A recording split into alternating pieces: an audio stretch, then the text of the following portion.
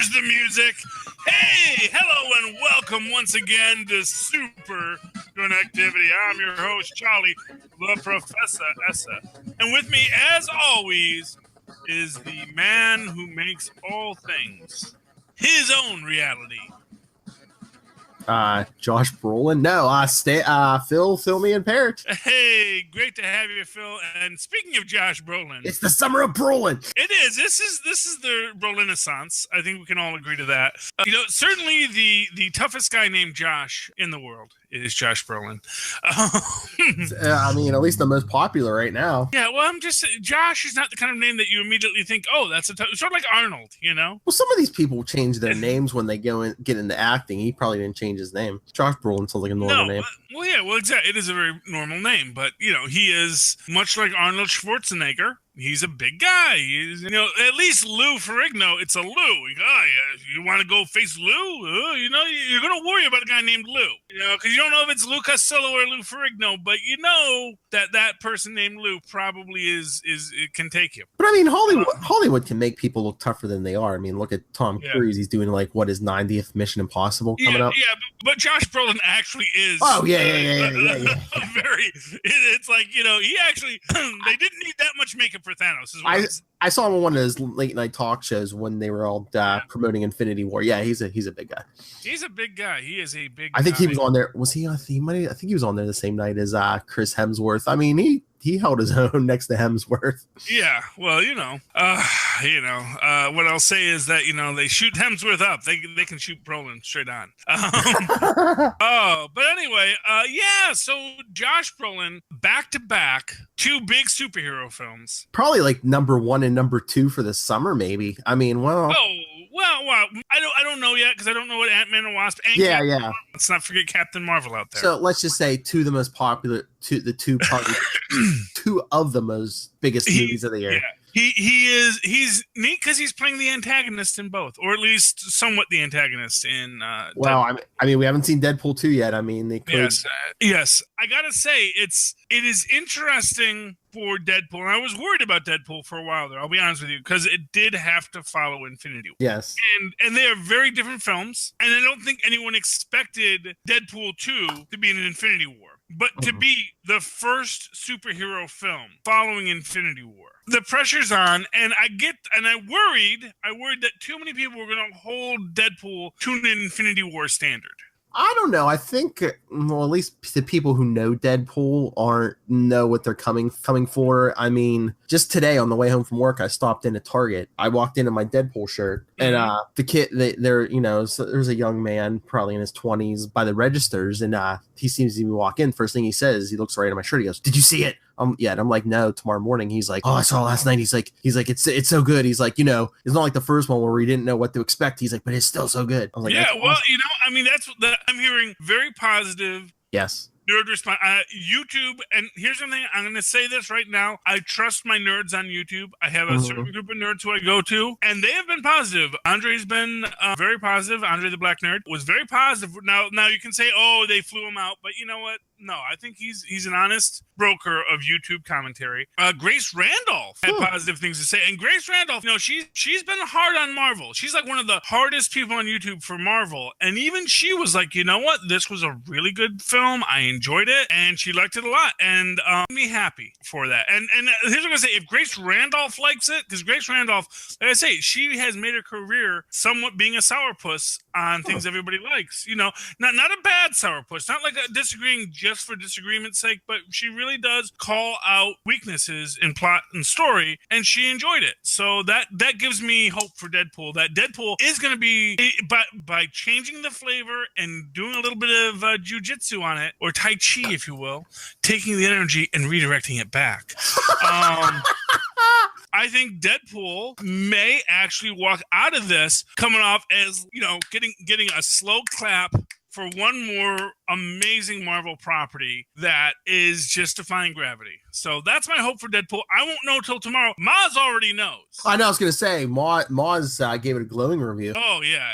Maz is, and now Maz, I'm gonna say I think he was in the tank from the start. He's been a very big, at least of the cinematic universes, he's been a very big fan of Deadpool, and he was very excited for it. So I knew he was going to probably have a positive review, but he has a really strong positive review, and that tells me, my friend Maz will be on the round table this Sunday. Hopefully you will too. Yeah, I'll be there too. Well, like I said, me and Tristan, we're going to see that. I'm going to see it twice. I'm going to see it tomorrow, and I'm going to see it with Tristan on Sunday. Because I have to see it twice because Tristan's going to need more popcorn and soda. Because he can't get the refills himself. Oh, you're just waiting for that. You're just waiting for that day. Tristan, get us more cookies. But Dad, I've only seen it. This is my first time seeing it. You've already seen it. I don't care. Yeah, the only sad part is my movie club card has not come yet, so I will have to pay full price for all the tickets. But okay, let's give this movie credit where credit's due. It's getting good reviews, which Infinity War we all knew was going to get good reviews, but this is a Fox movie, so good review. Pretty much good reviews is. But let's be honest, Deadpool is the Wonder Woman of Fox. It's not Logan. No. Logan is of Logan's 3 independent solo films. How many did people say, "Oh, that was a good film"? Well, I meant the last one. Well, yeah, the last one. Yeah, they took 3 together. Logan's the Thor. The third one was okay. Logan's the Thor. Wolverine's the Thor. Okay. Yeah, Wolverine's the Thor, and then they killed him. So it's like, oh, dude, we got it right, and then we edited it. Why did we do that? We did not think it through. I mean, if that character could get new life if this whole merger goes through. Well, yeah. Well, the character, sure, but it takes a lot of things to. You need the character, the actor, the right writer, director. It is a cosmopolitan process. This is why I always say the greatest artists in cinema are producers, because every other person has a medium as their art.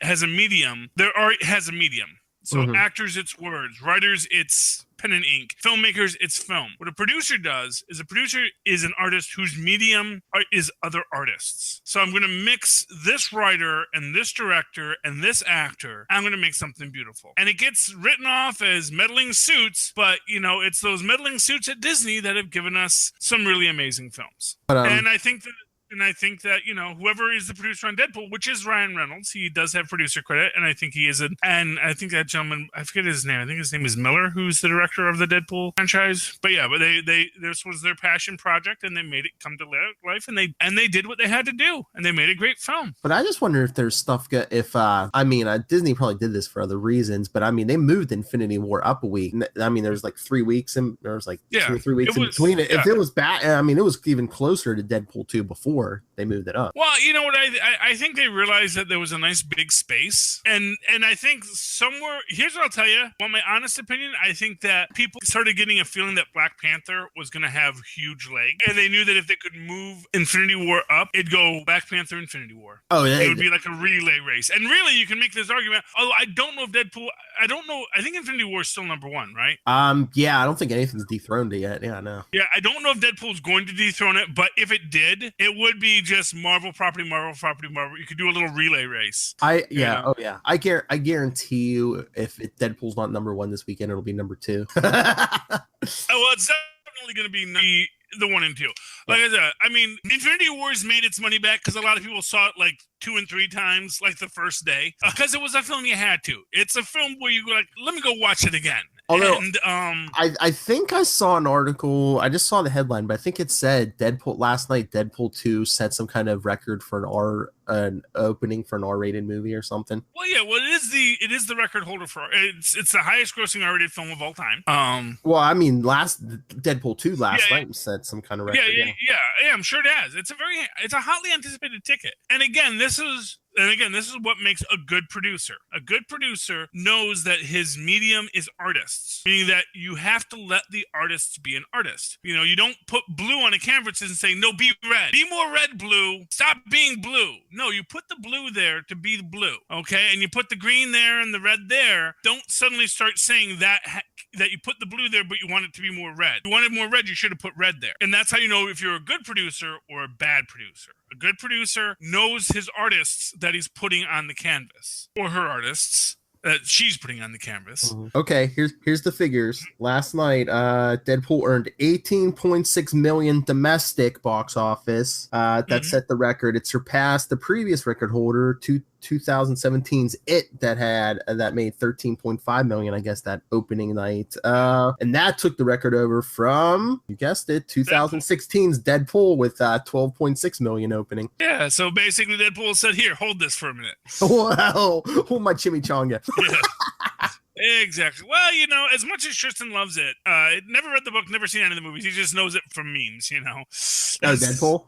Yeah, no, he's read Deadpool and he's seen Deadpool. Yeah, he knows it from basically people parroting it on other YouTube channels. So it's like, so his entire knowledge of most of these things are all from nerds talking about it. It's interesting because basically Tristan's world is kind of how Greek myths were created, you know, or all myths. You have these campfires, and around the campfire gather all the children, and they hear the stories of old from the aged nerds who said there was once a man with a face of leather and a chainsaw, and they go, tell us another story, and that's what they do.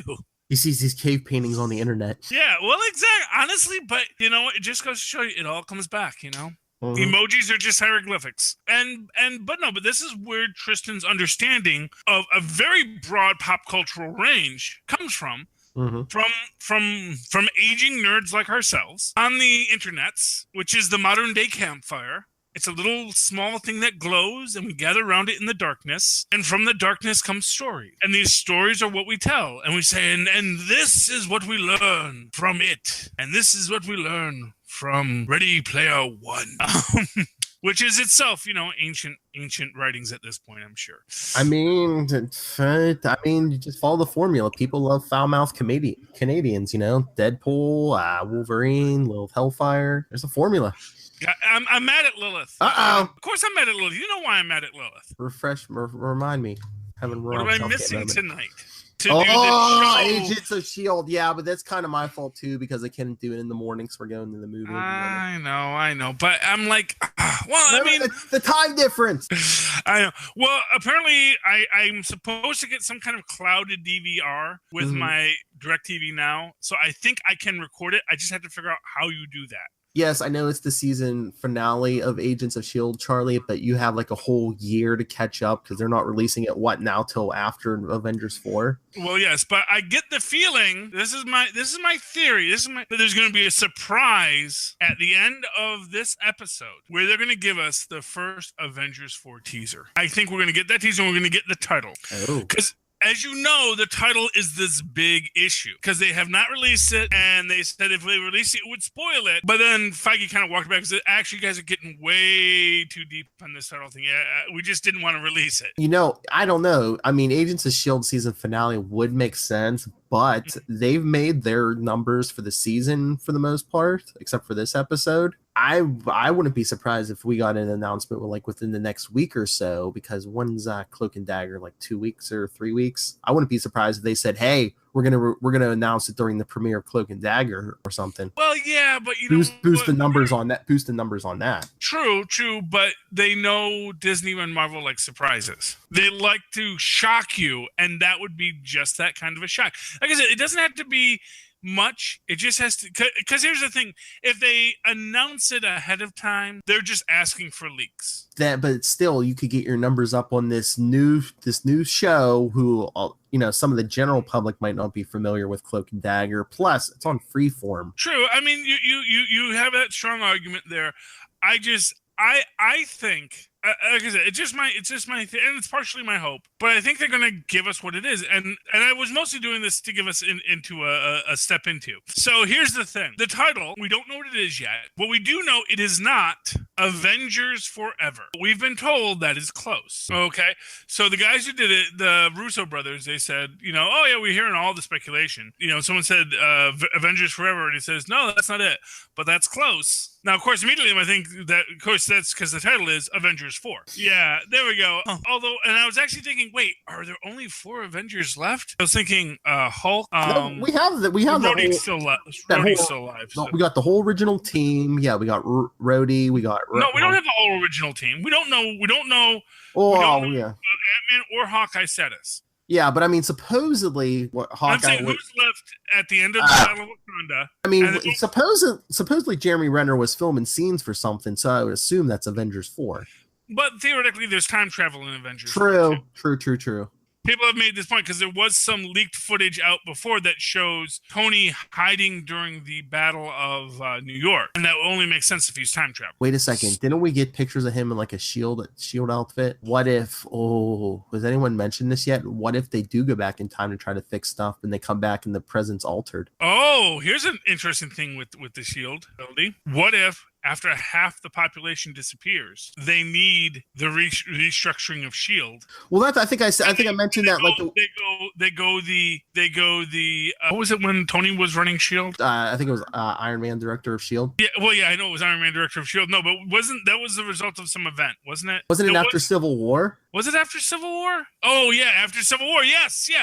So after Civil War, Tony Stark becomes the director of Shield, and that could tell you title of Avengers 4 would be, which is Avengers 4 Dark Reign. Oh, because with half the heroes gone, we're going to have to drag out the villains. Mm-hmm. And Hulk's not showing. Does anyone know where we can find Blonsky? If Hulk won't show, maybe we need Blonsky.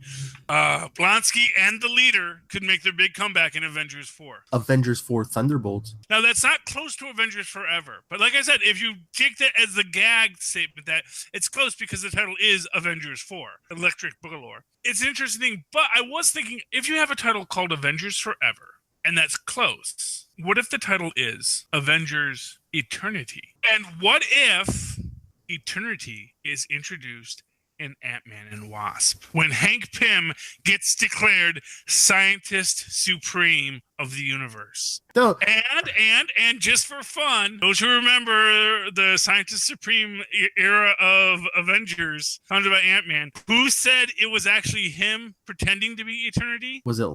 I forget. Was it Loki? Yes, it was Loki. So if we get a great... So imagine this at the end of Ant-Man and Wasp. We have that scene with Eternity bestowing the title of Scientist Supreme upon you. Hank Pym, who creates magic doors and pushes science beyond any reason. You are the one who can defend the universe in the coming war. And then, after that scene ends, there's a later scene where you see Loki says, well, now that's in motion. I don't want to love any of your theories because we came up with the Mephisto thing and everything, and I know, but in that regard, yeah, well, it's done, but I mean, could you not imagine how? Oh yeah, it'd be awesome. Be? And not for nothing, they can also introduce Eternity in Captain Marvel and skip the whole Scientist Supreme. I love the Scientist Supreme angle, just because we all know that it's just amazing that if you could give Hank Pym a bigger head, that would be it. And I love our Michael Douglas Hank Pym. Michael Douglas as Hank Pym is really great. He honestly is as good as Robert Downey Jr. as Tony Stark. I really think he is. And I really think you get this sense that he is the Stark of his day, which is why I'm really excited about 90s Captain Marvel, because Hank Pym's involved in that. Oh yeah. He is, because like I say, I know Hank Pym made that pager. That is Pym Tech pager. Did they say did they ever give like a time frame for when Pym retired as Ant-Man? It's just before the 90s, because I believe it was supposed to be in 1988 that Janet Van Dyne dies. It was 1988 that he goes in and yells at the Hydra agent secretly running Shield, before he has Tony Stark's parents killed. But you realize how contemporary all these things are going to be. The death of Tony Stark's parents with Winter Soldier. Could Winter Soldier be in Captain Marvel? I mean, there is so much going on here. Or unless we see the aftermath and we got like Nick Fury and like Coulson on the scene of checking the car for clues and stuff. And they have this Clark Gregg has gone out and he's talking about it. He says, this is sort of basically, when he tells Tony Stark, this isn't my first rodeo in Iron Man 1, he says, this might be his first rodeo. Oh. So you have young upstart Coulson and, already grizzled Nick Fury with a very sensible haircut, because I'm a SHIELD agent, sir. Gee Willikers. Oh my God. Can you imagine if we get Clark Gregg as like, Gee Willikers, Mr. Fury, what's our next move? I want that. I want him to say Gee Willikers. And I want him to be totally nerding out the whole time about, you know what they could do with Clark Gregg? This would be great. Is he just starts talking about Golden Age heroes all the time. So, and I know that Captain America, and then just start randomly off. Now, of course, after Captain America disappeared, you had the Spirit of 76 and the Patriot and all these other guys who came on the scene. How much did S.H.I.E.L.D. know about that, Mr. Fury? How much, And he says, could you please just relax, young man? And of course, they're doing that whole de-aging technology. So we get to see Clark Gregg as a, young man, full head of hair. It's going to be great. But the idea is, I get the feeling that we're going to see a lot of stuff like that in Captain Marvel. Because I do think as we're moving into this next phase of Marvel, there is all of this emphasis on callbacks. As I said, one of the things that I really love about Avengers, Infinity War, is how much everything rhymes. How much stuff we see that is sort of a reference back to previous movies and previous things. And actually, I got to say this: that the whole when Thanos kills Loki, that is a scene directly out of the 1980s Flash Gordon. I don't know if you remember it when the one prince who was accused of betraying Ming, he gets called before Ming because he gets called. Oh, anyway, but he goes to this whole thing where he goes, and now for my people, I say, death to Ming! And then, of course, Ming freezes him and then kills him. Much like happened to Loki in that scene. I was thinking, oh, that's that scene from Flash Gordon. So yeah, there's a lot of great callbacks in that.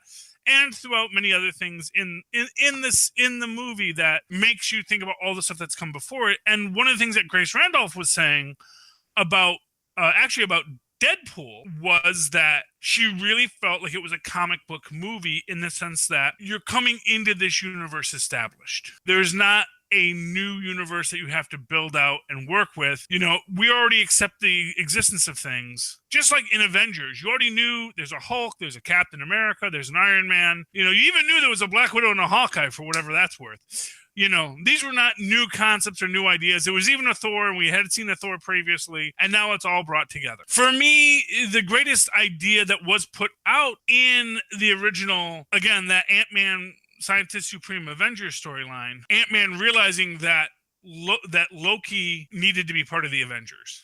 And he actually makes the point, he's like, you created the Avengers. You were there at the beginning. Everything you do, even if you don't think it's for this purpose, that is your purpose. You bring something together to make the Avengers happen.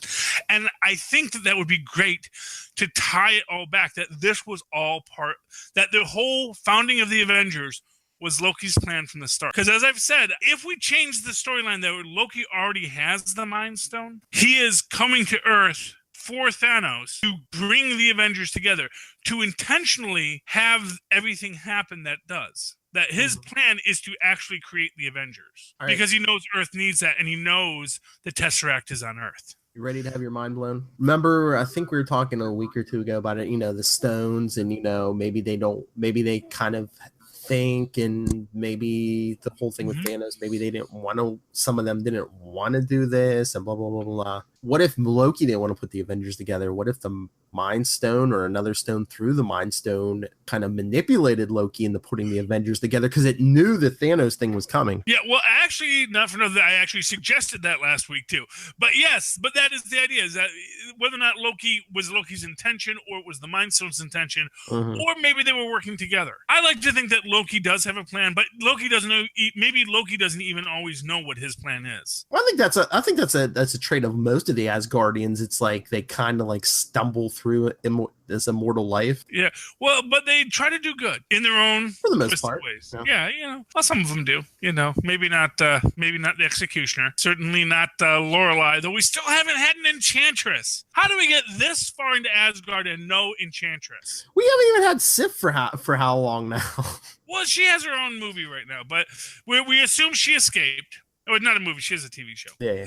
That's the problem. We all wanted them to do a Sif Netflix series, but Disney, didn't Disney was holding back on that. Oh, if they follow some of those old comics, I mean, if this Disney Fox merger goes through, she could come ride it in one day with Beta Ray Bill. I'd love Beta Ray Bill. I mean, Beta Ray Bill does exist in the MCU, although as we've learned, they can pretty much play fast and loose with the MCU. It's like, nothing is canon until nothing is canon until it's spoken aloud. Yeah, but I mean, I thought I heard it was some weird thing. I thought Beta Ray Bill was one of those random characters Fox just got in when they sold some of those rights. Why would they get Beta Ray Bill? I don't know. It was like I thought they said something sense. about it was part of the Fantastic Four package. I'm like, that makes no sense. Yeah, Beta Ray Bill has no ties to the Fantastic Four. I guess they were just like thrown in random characters to sweeten the pot. Maybe, I don't know. I don't know. Marvel was real desperate for money at that This point. is the 90s, yeah. So It 1997 was anyone like, oh, Beta Ray Bill's never going to be in a movie. Just okay, yeah, you got Beta Ray Bill. The fool! If only they had listened to Stan. But, Stanley was probably the guy selling all of it. He's like, yeah, fire sale. All right, but let's switch tracks and go the opposite way. So you said you did watch Gotham last night, the season finale? Yes, and it is such a tragedy that this world exists in pre-boat technology, where if you blow up bridges, a city falls into complete disarray, and there's no way off an island without a bridge. They didn't even attack the tunnels. That's all I'm going to say. That was like, I think one of the weaknesses of this episode, because it was like in the comics, at least it was like, a massive earthquake hit. So like, even like, it damaged like tunnels and stuff. And, most of the infrastructure was damaged. And then there was like months of debate in Congress and stuff. And then eventually everyone was just like, yeah, let's just give up on Gotham. Yeah, but, it seemed like, the bombs went off 5 minutes later, the military's there. And it seemed like 15 minutes later, it's like, oh yeah, let's just cut off the city from the rest of the country. It's actually, no. And this is actually what I'll say is actually the good aspect of this is they actually said we have evacuated the city. And the cops saying, but the gangs are covering up the territory. And the army is like, there are crazy nuclear bombs all littered up throughout the city that we don't know where they are. Mm-hmm. We don't know what's happening with them. All we know is that there are very dangerous bombs in the city. We're evacuating everybody. Anyone that says, well, they're an idiot, because we're providing that boat technology to get people off the island right now. We have boats and helicopters and planes to evacuate people. If you say and you want to stay with these villains, then clearly you probably have your own problems. Well, I think as we saw in the end of the episode, maybe all the aircraft and boats were taken by the people, the rich and people of means. Well, arguably, what it is I'm sure there are some people, and the army was quite clear. They were evacuating everyone. They were making it available for anyone that wanted to get out. Your problem is people that don't want to get out. Well, essentially what you're getting here, that I think, and let me. So what No Man's Land, and if I have my timeline correct, what No Man's Land was supposed to be about was the idea of the abandonment of New Orleans. Okay, and the idea now in that case, predate Katrina? Yeah, Katrina was during the Bush administration. Oh, okay, yeah, this was before, because the comic storyline was 1999. It was like the whole year of 1999. Oh, okay. Almost, so then, yeah. okay. So then it predates Katrina. Yeah. Although in the modern world, there is a very real corollary to No Man's Land, which is of course Puerto Rico, which is of course a place that was abandoned by the larger Americas because it was more complicated than they wanted. The problem with that is that Gotham City is New York. And it's like to say that was basically my basic problem with the No Man's Land comic story, was to say that, yeah, America just said, no, heck with you, Manhattan. Well, I mean, there was like manipulation by villains and stuff. I mean, long story short, but I mean, the arguments in Congress, like Bruce Wayne actually went to like Washington to like argue for them to keep this open, and like, I don't know, they were kind of like the people against it were like kind of painting Gotham like Detroit. They're like, there's all this crime and crumbling infrastructure. They're like, you want us to pour billions into this city that's just going to become a cesspool again? But it's New York City. It doesn't make sense to. I mean, it's essentially. In the comics, it's not New York. It's not Detroit. It's not even Newark. Well, unlike the TV show, in the comics, an earthquake had knocked like 95% of the buildings down too, so it's like it's a wasteland. It's a wasteland anyway. Except it's not a wasteland. It's prime real estate then.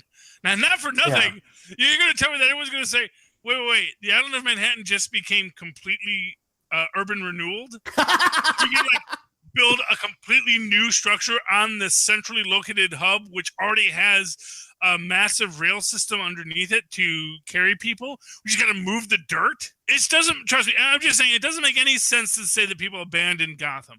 Now, what they did in this series is they said, look, there are freaking nuclear bombs that we don't know where they are. Mm-hmm. No one is coming back into this city until we can deal with it. Now, of course, what the cops are saying, but there are people who are just not going to leave. Honestly, the police's argument is weak, because their argument that, no, because the villains are going to carve up the city. It's like, who cares? You know, because at that point, it's like, who cares if the villains carve up the city if it's a city with no one in it? It's Gotham. They're always trying to carve up the city. Well, yeah, not for nothing. They always are. But right now, there's like with the depopulation. But it's like this little internecine fight of people with no particular reason for their fighting. It's like, because it's like, what are they fighting over? They want to have land, but that land only had power because there were people in it that, you know, bought drugs or prostitutes or something, you know, that there was money to be made in this deal. And there's not really even money right now. It's like, maybe the Penguin can print up penguin bucks. Well, that's the other thing too, in the comics, like, you know, Penguin was like selling people like food and, you know, stuff people needed, and they're like giving him, you know, stuff like, I'm trying to remember, like if people had money, they were giving him money, or like, I forget what else they're giving them, but it's, and people like are jewels like, and jewels and stuff, and people are like, well, this stuff's worthless in no man's land, so yeah, take it. But meanwhile, Penguin had like an underground pipeline where he was like funneling this stuff out to the rest of the world and selling it, you know, and selling it and because making Penguin knows he didn't blow up the Holland Tunnel. He blew up the bridges. Because gotta remember, Ra's al Ghul, he's from like ancient times.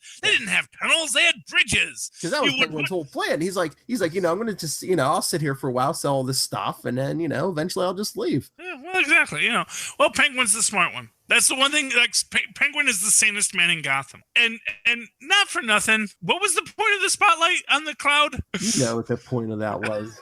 I know what the comic book point is. But I mean, you know, the next season is a shortened season. It's the last season, so you know he's going to put on a bat suit at the end of that season. In this universe, if Jim Gordon doesn't figure out from day one that Bruce Wayne is Batman, there's something really wrong with him. You know what? I think here's how I think they're going to deal with it. They're going to have Lee explain to Gordon there's a severe mental break with Bruce. And if you let him know that you know he's actually Bruce Wayne, he's gonna fall into that Jeremiah territory. But, here's the other thing. Speaking of Jeremiah territory, that I know why Batman doesn't use guns, because apparently guns in this universe are very poorly designed and very low powered. Because an assault rifle is getting shot twice by an assault rifle, and Jeremiah is like, "Oh, I got shot. How annoying."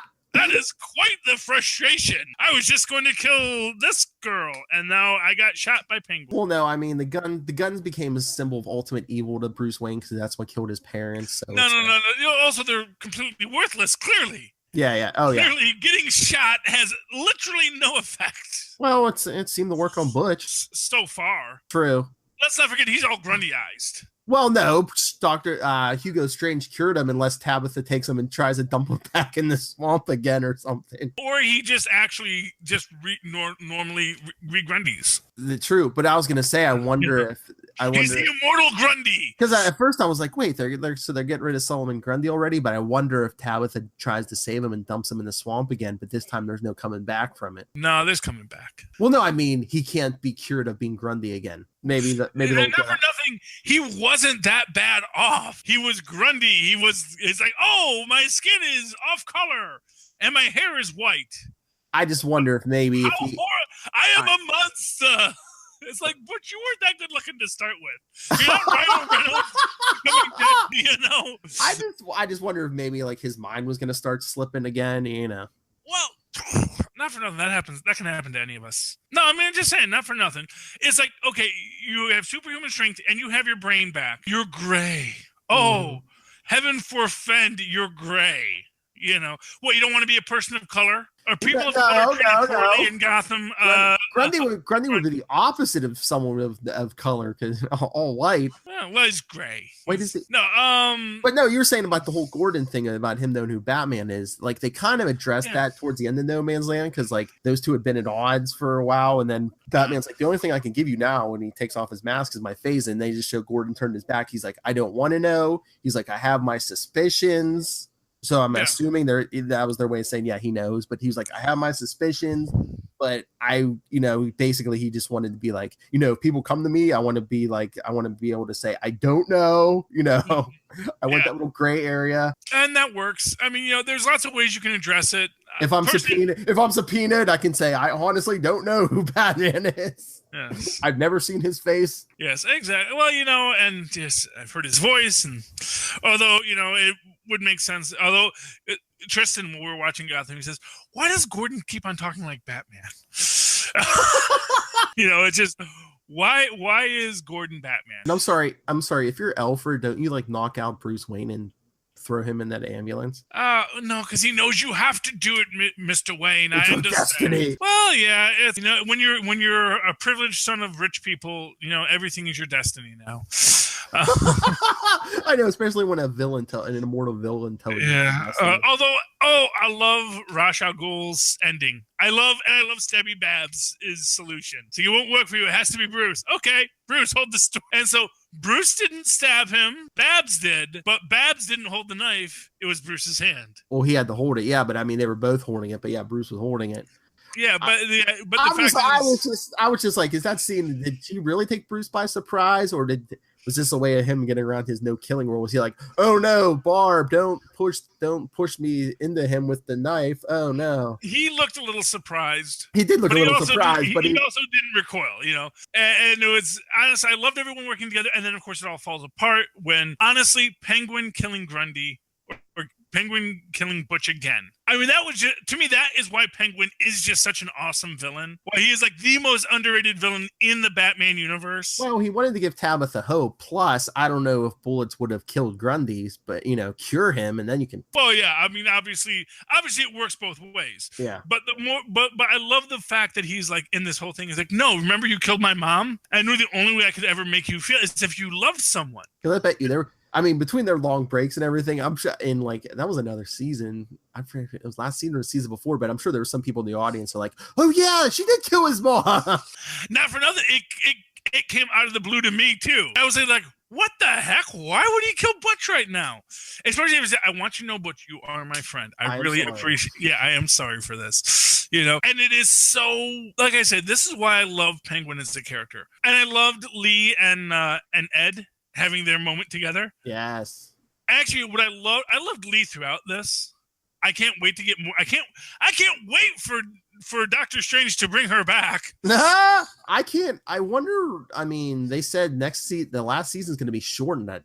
Yeah. So I wonder how quickly this is going to move. And like, I think they said they're like with No Man's Land, you're going to be surprised who teams up and stuff. So. Well, yeah. Well, everyone's going to team up, and it's basically this last episode was basically a preview for No Man's Land, where some people are going to do this, some people are going to do that. The whole Sirens No Boys Allowed club is a little weird to me, but you know what? Run with it, Stabby Babs. Embrace your madness. I still say she's the Joker. Maybe. In this universe, because not for nothing, I don't think Jeremiah makes it, man. I don't think. I know a while back they said something like, we haven't seen the real Joker yet, but that was before Jeremiah showed up. So they were kind of like, the Joker thing was like a disease, and like it eventually gives the real Joker the idea. Joker, Phil, how many Jokers are there in the comic books? Oh, they said 3, but they still haven't paid off on that. Yeah. Yeah. 3 Jokers, and we've seen 2. And who will be the last Joker? And what I can say about, you're saying, well, you can't make Joker a woman. I would say, why not? Yeah, because I mean, they've gone off course with this show anyway. Well, no. What I'm saying is, the Joker wears a suit, has, short hair. Yeah, but too many people in the show know Babs that they would know she's not a man. No, but what I'm saying is, how do we know the Joker hasn't always been a woman? How do we know the Joker is a man? Because let's say, you say, no, because he has a relationship with Harley Quinn. It's like, oh, and who does Harley Quinn have a relationship with right now? Well, Poison Ivy, but don't hurt my head. I'm fine with that. But Joker is a woman. But I mean, embrace it. Okay. Here's the thing that blows that theory out of the water. I mean, do you really want it? Do you really want to put that in people's heads that the Joker could be a woman with the number of times Batman's beating the crap out of him? But he always Batman's beating on a woman, brutally beating on a woman all these times. He beats up women all the time. You can tell me he's never punched Poison Ivy in the entire run of the comics. He hasn't pummeled her like the Joker. Oh, well, maybe that's because Poison Ivy falls back. Maybe. And again, maybe the Joker just not coming like Stabby Babs. And don't you think, Batman's pummeled the Joker enough where he would think he would figure it out, be like, oh, are those boobies? What? Well, I don't know. Look, dude, people have cosmetic surgery all the time in this world. True. Who knows what freaking exposure to ace chemicals does to your other bits, Maybe. Unless... And more to the point, has he seen the Joker topless? Have you seen Victoria? That's all I'm saying. A couple of ace bandages, and you're good to go. Maybe. I mean, I know people were speculating for a while that she could be Harley Quinn, though, too.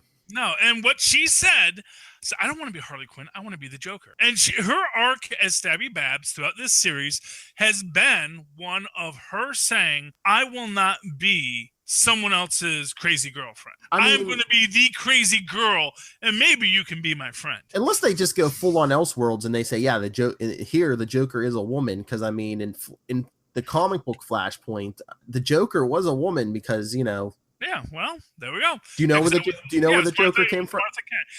Why did we say that name? Why'd you say that name? Why'd you say that name? Because Bruce gets killed. His mom was crazy. Well, because she's actually Martha Arkham was her maiden name or something like that. No, but like her line, it comes from the Arkhams who were all crazy, which is why they built an insane asylum, I guess. Something. Yeah. There's some nonsense along those. I read the digest version, but Gotham is a short season, so will Agents of S.H.I.E.L.D. This will probably be both their ultimate seasons. Yeah. Oh yeah, I was gonna say they didn't say that was Agents of S.H.I.E.L.D.'s last season coming up, right? No, but they did say it's a shortened season. Yeah, I know they did say it was shortened. Yeah. Well, and like I said, they're getting ready for that Netflix model, And plus, they're not releasing it again until after Avengers 4. So exactly. Because when everyone disappears at the end of this episode, when we come back next season, they're gonna say, "Boy, that was an amazing turn of events that we all came back from." That was a great vacation in the Soul Stone. Anyway. Good thing Tony Stark went back in time using Hank Pym's time platform. Hank Pym has a time platform. Oh, what if Tony Stark makes a time traveling DeLorean or something? Oh no! Wait! It's S.H.I.E.L.D. It's S.H.I.E.L.D. Well, they did this in the Back of the Future too, but it's S.H.I.E.L.D. What about a time travel? What about a Coulson's car, but time travel? I guess you could do that. You don't need a car. You need a platform. Time travel is done by platform, Phil. It's Tony Stark. He dresses up everything. But if Hank Pym builds it, it's a platform. You have a whole argument. It should be a DeLorean. Say, no, that's stupid. It's a platform. That's how you travel through the quantum realm to get back in time. Hank Pym puts handles in buildings. It's going to be Tony Stark. Hank Pym is the scientist supreme and created a pager that could reach across the stars instantaneously anywhere in the universe. And meanwhile, he couldn't get his way out of the quantum realm. Come on. That actually makes sense. And actually, I was going to go into this. So, no, here's the thing. You can utilize the quantum realm without actually being able to traverse it or know it. Meaning that you can cross it without actually... And this is essentially... you're trying to tell me Hank Pym has mastered time travel, but he hasn't mastered this other dimensional microverse? Yeah. Because as he says, that stuff is hard. This stuff is dangerous. Basically, he says... And time travel's not dangerous? A lot less dangerous than the structure of matter breaking down. Basically, as he says to the guy he gives the Ant-Man suit to, I forget his name. Scott Lang. This isn't some cute little Iron Man armor.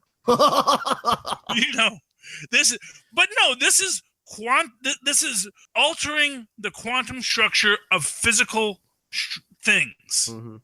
Okay, this is as close to magic as science can get. Oh, he goes beyond. That's why he's the scientist. What if the next movie is Avengers Illuminati. What if we get Tony Stark, Hank Pym? Well, T'Challa disappeared. Who else can we throw in there? Okay. So let's talk about the Tony Stark, Hank Pym, Simmons.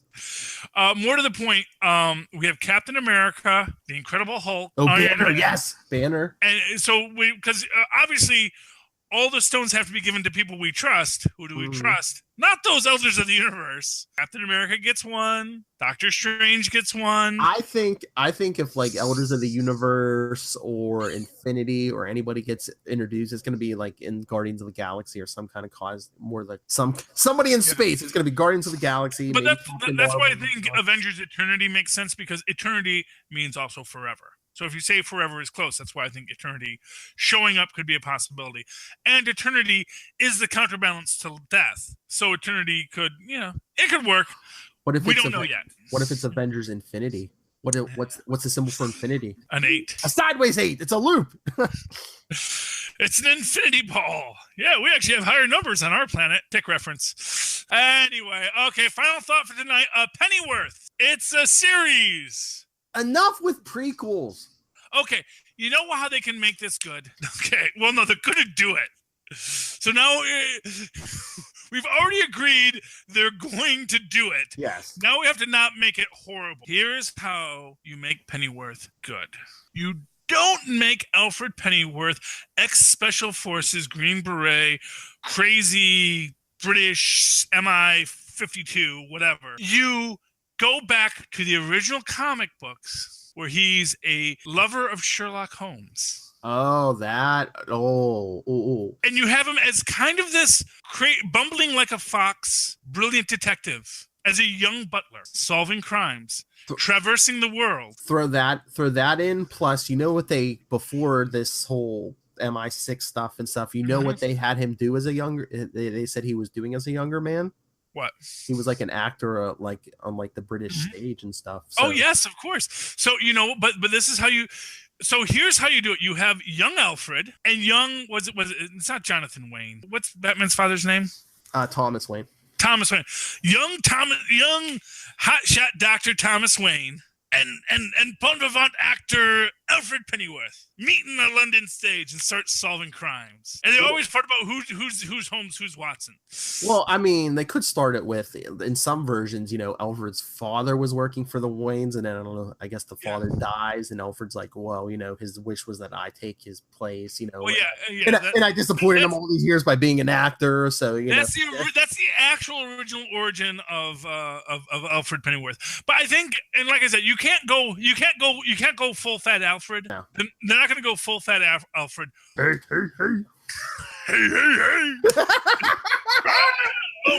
I'm going to sing a song for you. Oh, Lord, don't go there. And Edward Enigma's going to teach you a thing or two. No. Anyway, but, no, they're not going to go full fat Alfred. But what they can do is they can take all the best things of our modern swashbuckling Alfred, but put it into, and this is one of the things that I think was great about the Jarvis we got in Peggy Carter. Because it does say that he's a military attaché. He does have this experience. He worked with the underground during World War II. Him and his wife had a whole thing, and that was cool. He was still a butler. He didn't have to stop being a butler to be crazy murder bot butler. He got to be a butler. He got to be who he was while still having an adventurous life. And I think that's what they need to embrace with Alfred. Let him have an adventurous life, but let him be a butler. Let him be a man who reasonably could be a butler. Because not for nothing, if he is Green Beret, MI-16, MI-52 butler for the Waynes, and he lets them get shot in an alley by a drug addict, he is bad at his job. Well, Thomas Wayne says, oh no, Alfred, well, I'll just take I'm just going to walk down we're just going to cut across. Well, he tells Alfred not even to come with them. He's just like, we'll go into the city. Well, because of course that whole idea was written before that someone had this idea. What if Alfred was always Bruce's board mentor. And because someone said, again, no one, because there were not nerds working at DC at the time who could say, well, actually, that wouldn't work out because then why wouldn't he have protected Thomas Wayne? Unfortunately, they had a dearth of nerds at the time, and they were like, who cares? No one read those old books. This is a new book. Who cares? Okay. These kids and their comical books. And that's why you can never integrate all of the Alfreds, but if you're going to make a Pennyworth prequel, you have an obligation to integrate them. You have an obligation to say, how can we take this mystery-loving comedic character and integrate him with this, BA character, or this BAMF, this BAMF, that we have in our modern lore. What if they play Alfred as like the Sherlock Holmes and Thomas Wayne as his Watson? Yes. I literally just said that 5 minutes ago. But yes. Well, no, because you got to dumb it down for me. Well, what I said is that what if they're always fighting about who's the Holmes and who's the Watson? Oh, okay. Because neither one of them is Holmes and neither one of them is really Watson. They're both just working together. Although Watson has gotten a great bit of redemption in recent years as well. Watson is shown as someone who can pretty much hold his own against Holmes and is basically just Holmes without being a total jerk all the time. Although in this case, it would be like, Sherlock Holmes saying, why do I keep you around, Watson? Because I pay you. Anyway, but yeah, so I hope if they have to do this, and they have to, I hope they find a way to integrate more of who Alfred used to be as a butler, as a man who could reasonably be a butler, as being an actor and being comic relief. Because not for nothing, DC, you could use a little comic relief. All right, we're going long, but I mean, so yeah. Well, I wanted to end it now, and I'm sick of them going back. I want them to go forward. Capes and Lunatics coming up in like an hour. Maybe we'll discuss who they said they're going to introduce in the CW crossover this year. Ooh. I can't wait, and I have theories on that too. And we'll talk about that on Capes and Lunatics instead of watching Agents of S.H.I.E.L.D. Lilith, you are my Bendis. I went there. That's low. That is low, sir. Okay, Philip, how can people find you and write to us to say, yes, Lilith is nothing but a Bendis? Or do defend her? Well, all right, heroes and supporters. How can they reach out to us and say you are wrong, Mr. Esser? How can they do that? If you want to tell me how low of a blow that was from Charlie S, you can always email me, nightwingpdp@gmail.com. On Twitter, I am at nightwingpdp. Follow Superconnectivity on Facebook, on Twitter, at SuperConnectPod, and the voicemail for everything Capes and Lunatics, 614-382-2737. That's 614-38-CAPES. And, of course, you can always write to me that old-fashioned email way that our moms and pops once said at superconnectivityblog@gmail.com. That's superconnectivityblog, all one word, at gmail.com. And, of course, follow me on Twitter as I live tweet things, but not Agents of S.H.I.E.L.D. tonight unless I do it on the Central Time Zone, if I can DVR it. But we'll get to that later. At Charlie Esser, that's CharlieEsselcr. Look for the two E's in the middle for quality. Thank you for connecting with us, ladies and gentlemen. Please super connect with us once again next week. Good night. Next week when we say, man, that Deadpool 2 was good. We're going to say that on Sunday. Oh yeah! Almost forgot. Sunday, if you want to watch live if you're watching this live, YouTube, Wade's World episode 50. Me, Lilith, Charlie, a bunch of our friends are going to review the my skinny rich friend. That's right. And more. And if you're listening to us on the podcast, it's probably up right now. So check out Capes, Lunatics, Sidekicks.